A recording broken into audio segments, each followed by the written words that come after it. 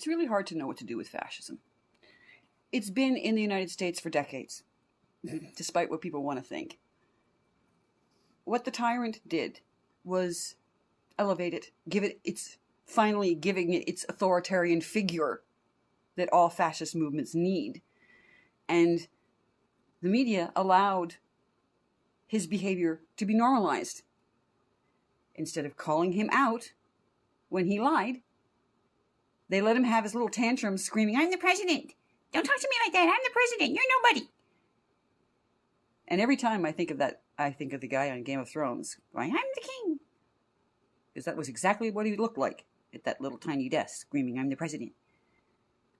But while those who are following the fascist movement, even if they don't really understand it, the cognitive dissonance that they go through, their politics, believe it or not, is known as zombie politics.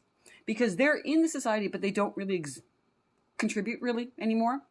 They might be working, but that's the only thing. And they're only working to gain for themselves, because if they don't work, they will suffer. Whereas it used to be a politician was a public servant, and the basic rule was if you saw a rich politician, you knew that person was corrupt. Again, and in this case, it's thanks to Mitch McConnell. Over the last 50 years, longer than some people have lived, it has been normalized that there can be conflicts of interest when it comes to money. It's not, oh, you're a public servant. We all know that you went to do this because you have lofty and good aspirations for this, oh, so wonderful, exceptional country that the whole world can't live without.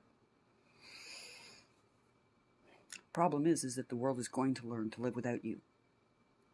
The problem is that just like a couple of hundred years ago, 30% of your population is going to drive your country to a state of violence.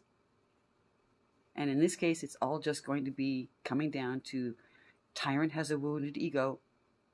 And finally, I hate to break it to you, but Caucasian Judeo-Christians are really starting to get what accountability is.